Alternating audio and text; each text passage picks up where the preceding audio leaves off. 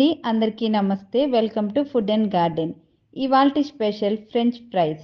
చిన్నపిల్లల నుండి పెద్దవాళ్ళ వరకు చాలా ఇష్టంగా తినే ఫ్రెంచ్ ఫ్రైస్ చేయడం చాలా తేలిక. చిన్న చిన్న టిప్స్ పాటిస్తే చాలా పర్ఫెక్ట్గా వస్తాయి.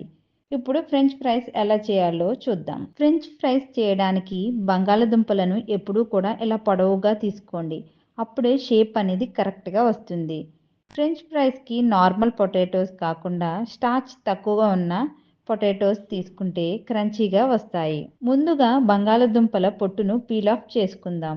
ఇలా పీల్ ఆఫ్ చేసుకున్నాక బంగాళదుంపలను ఫింగర్స్లా కట్ చేసుకుందాం. వీటిని మరీ లావుగా కాకుండా అలా అని సన్నగా కాకుండా ఇలా వీడియోలో చూపిస్తున్న విధంగా కట్ చేసుకోండి.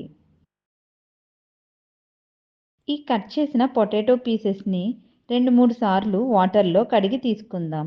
ఇలా కడగడం వలన ఎక్స్ట్రా స్టార్చ్ ఉంటే పోతుంది.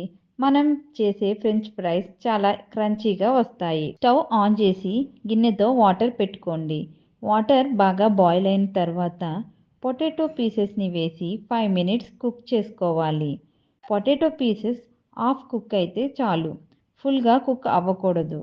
ఈ స్టేజ్లో తీసి ఒక కాటన్ క్లాత్ మీద వేసి చల్లారనివ్వాలి. కాస్త చల్లారిన తర్వాత జిప్లాక్ కవర్లో పెట్టి ఫ్రిడ్జ్లో కనీసం 3 గంటలు ఫ్రీజ్ చేసుకోవాలి.